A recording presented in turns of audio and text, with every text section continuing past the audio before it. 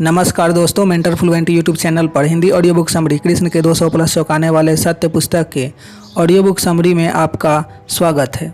Episode 44। क्या कृष्ण से भी किसी राजा ने कर मांगा था? हाँ, हरिवंश पुराण के अनुसार यह बात सही है कि एक राजा ने कृष्ण से भी कर मांगने का दुस्साहस किया था। एक बार पुष्कर के राजा ब्रह्मदत्त के लिए उनके पुत्र हंस और डिंबक ने राजसू यज्ञ का आयोजन किया था और उन्हीं दोनों भाइयों ने अपने दूत द्वारका भेजकर कृष्ण से अधीनता स्वीकार करने तथा कर देने हेतु आदेश भिजवाया था। हंस ने अपने दूत और मित्र जनार्दन से कहा, धर्मात्मा जरासंध तो हम लोगों का हितैषी बंधु ही है।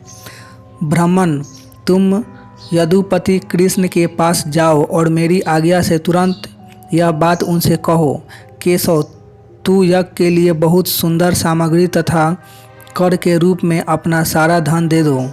साथ ही बहुत से नमक का संग्रह करके शीघ्र आओ। कृष्ण तुम्हें इस कार्य में विलंब नहीं करनी चाहिए।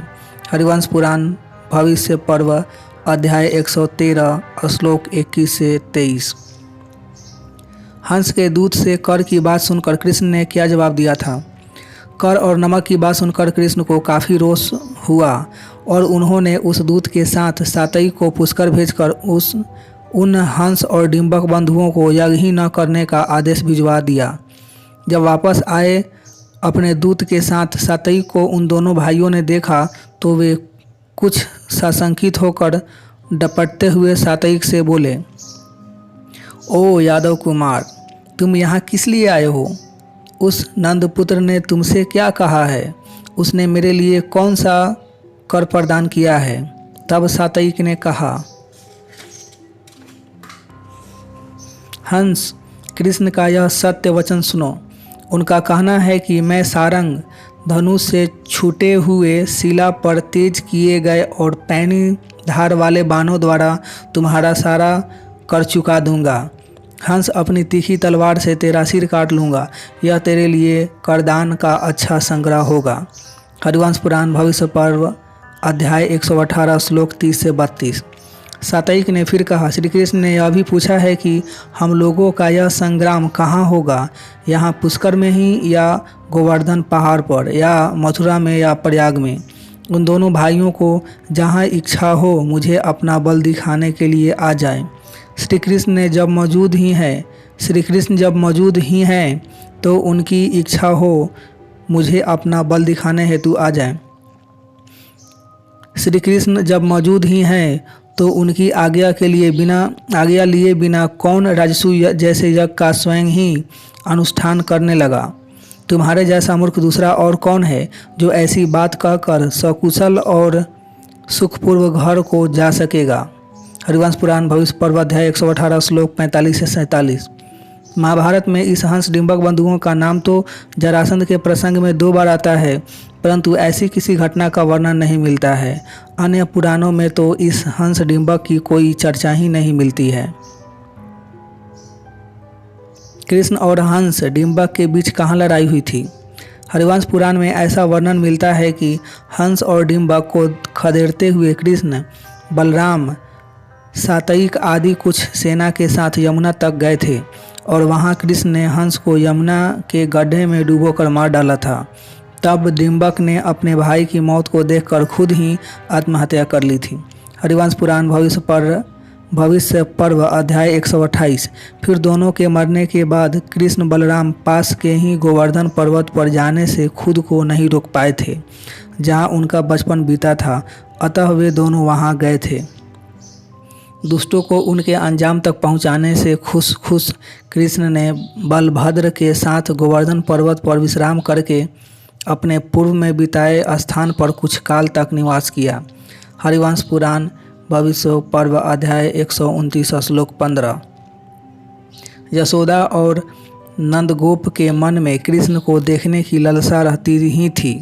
सो जब उन्होंने सुना कि कृष्ण अपने बड़े भाई के साथ गोवर्धन पर्वत पर आए हैं तब वे दोनों बड़े प्रसन्न हुए और मक्खन, दही, खीर, खिचड़ी, जंगली फूल तथा मोरपंख के बाजूबंद लेकर सब ओर से एकत्र हुए दूसरे गोपों और गोपियों के साथ गोवर्धन पर्वत पर गए।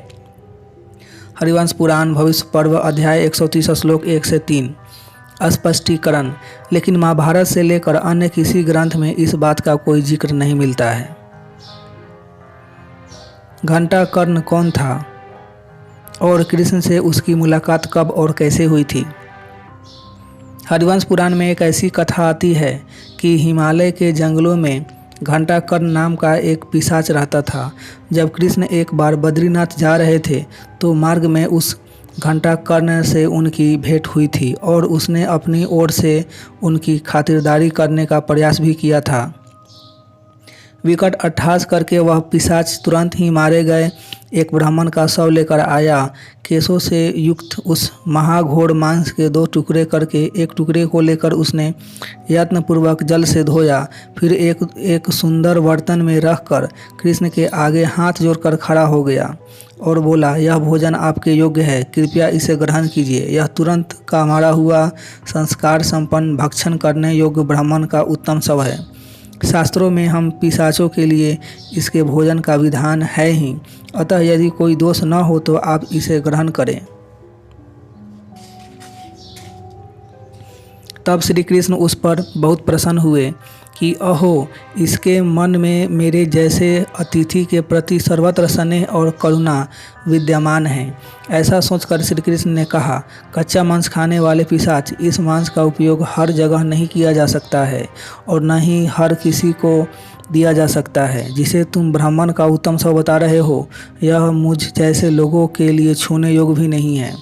मांस खाने वाले पिशाच, तुम्हारा भला हो। तुम्हारे सत्कार से मैं बहुत प्रसन्न हूँ, क्योंकि तुम्हारा मन निर्मल है और इस हेतु तुमने यत्न भी किया है, इसलिए तुम्हें तुम्हारा यह कच्चा मांस भी स्वीकार हुआ ही समझो। हरिवंश पुराण भविष्य पर्व अध्याय 83 श्लोक 1 से 13। अनेक पुराणों तथा महाभारत में घंटाकर्ण को शिव का एक गण बताया गया है। यहाँ भी कृष्ण की घंटाकर्ण से मुलाकात शंकर के मार्ग में ही होती है। सो सहज आकलन यही किया जा सकता है कि इस हरिवंश पुराण में शिव तथा उनके गणों के मलिन वेश तथा मलिन आहार विहार को उभारने तथा उसे निंदनीय बताने हेतु ही इस कहानी की रचना की गई हो। महाभारत के शल्य पर्व के 45वें अध्याय में शिव के गणों के नाम दिए गए हैं। वहाँ यह कथा तो नहीं है, लेकिन घंटाकर्ण का नाम आया है। अग्नि पुराण के 50वें अध्याय के 41वें श्लोक में घंटाकर्ण का नाम आया है, जिसे पाप और रोग का नाश करने वाला बताया गया है। घंटाकर्ण दोष पाप रोग। स्कंद पुराण में भी घंटाकर्ण का नाम मिलता है। यानी शिव को मूल मानकर जितने भी पुराण लिखे गए हैं, प्रायः उन सभी में घंटाकर्ण की चर्चा की गई है। मिलेंगे नेक्स्ट एपिसोड में, तब तक अपना ढेर सारा ख्याल रखिए। लाइफ को एंजॉय कीजिए, मस्त रहिए। आपका कीमती समय देने के लिए आपको बहुत बहुत धन्यवाद।